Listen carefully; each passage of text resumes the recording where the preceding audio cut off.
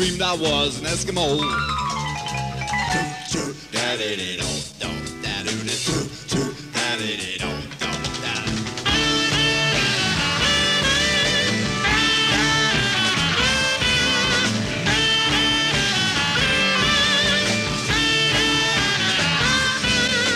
Frozen wind began to blow.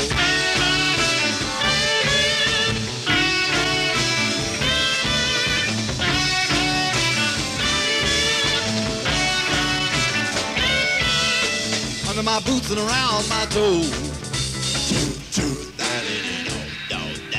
Frost had bit the ground below. It was 100 degrees below zero.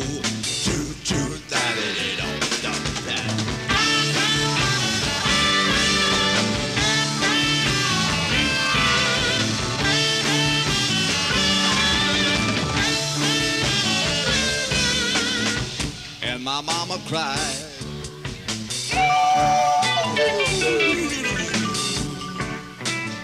And my mama cried.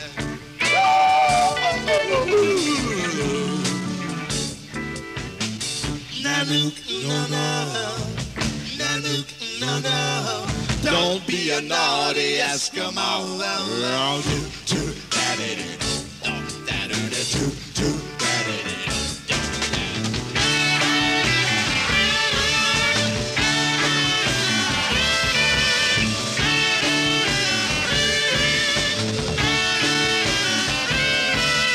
Save your money, don't go to the show.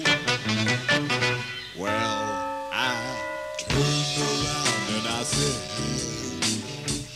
ho, ho. Well, I turned around and I said, ho, ho.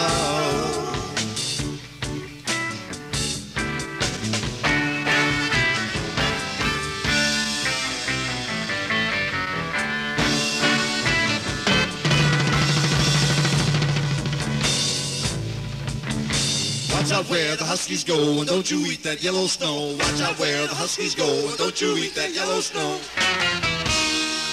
Well, right about that time, people, a fur trapper who was strictly from commercial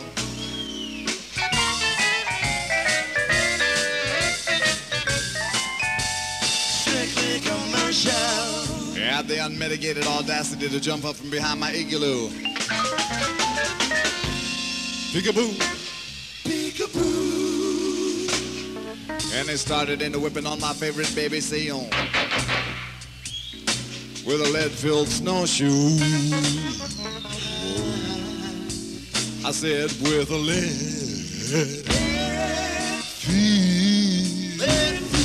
with a lead-filled snowshoe. He said, peekaboo, with a lead-filled with a lead-filled snowshoe. He said, peekaboo. He went right upside the head of my favorite baby seal with a lead-filled snowshoe. And he hit him on the nose, and hit him on the fin, and he wrecked the seal. You know, that got me just about as evil as an Eskimo boy can be. I mean,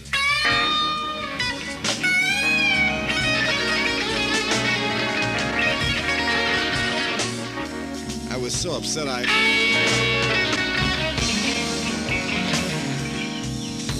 then later on when I thought more about it, I felt that, well, anyway,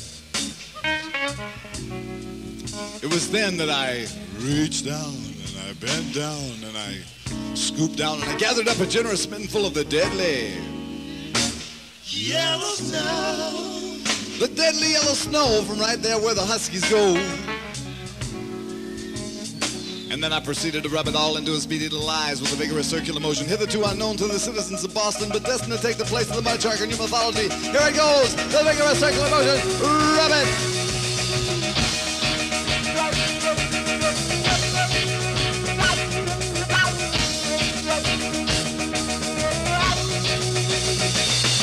And I pounced.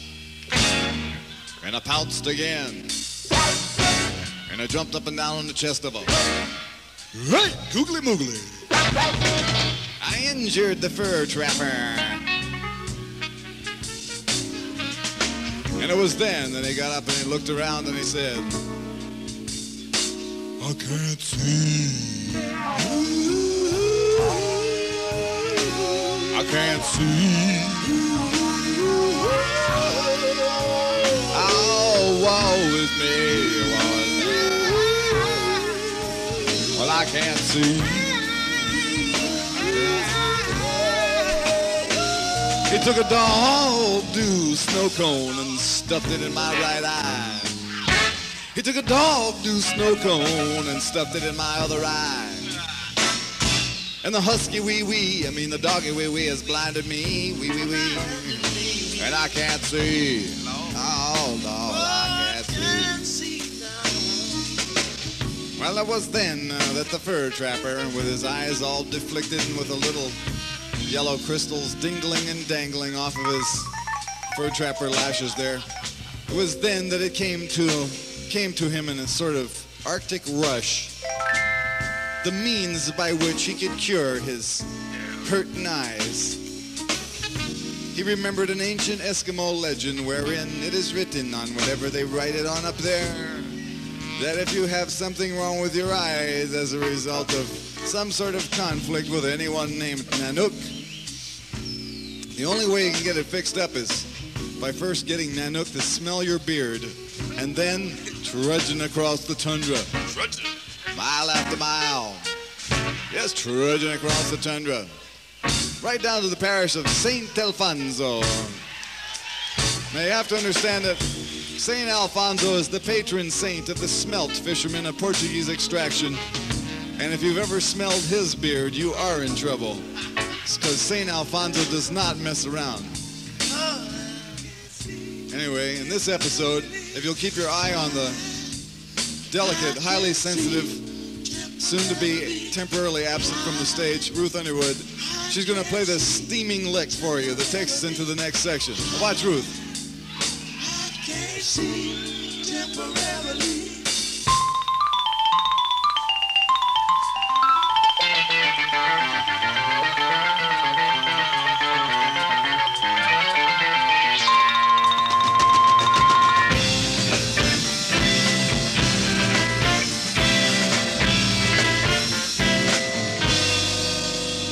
You won't believe this, but here we are at St. Alfonso's pancake breakfast, where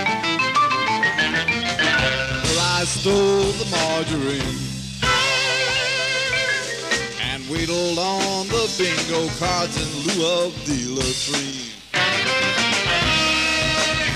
I saw a handsome Paris lady make her entrance like a queen.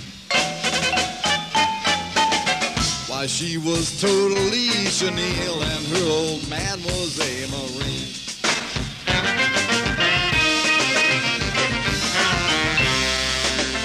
As she abused the sausage patty, and said, why don't you treat me mean? Hurt me, hurt me, hurt me.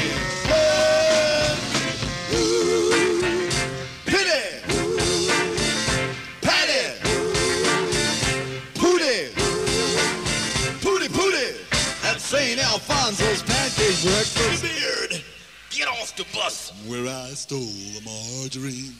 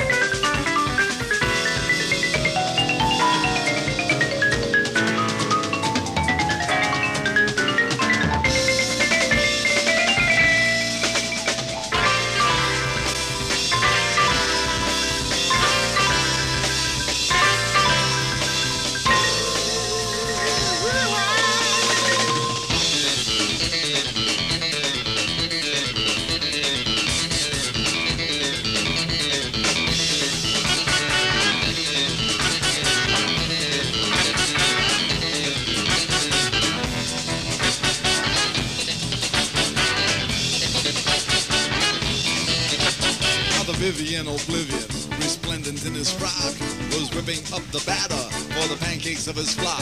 He was looking rather bleary, he forgot to watch the clock. It was the night before, behind the door, a leprechaun had strode.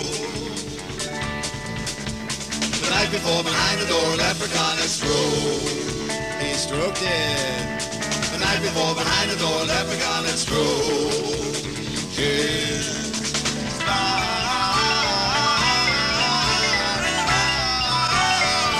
Stroked his spot, set him off in such a frenzy. He sang "Lock around the crock," and he topped it off with him, and he topped it off with him, and he topped it off with him.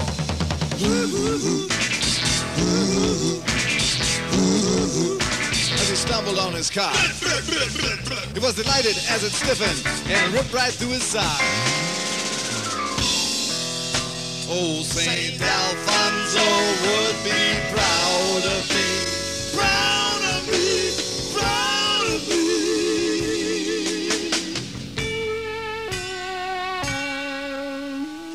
He shouted all the way down the block.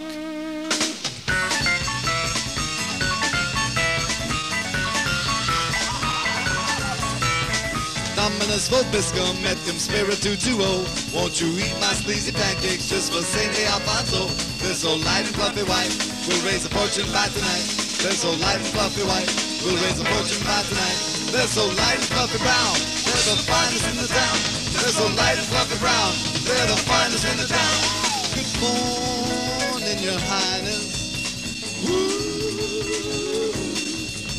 I brought you your snowshoes. Good morning, your highness. I brought you your snowshoes.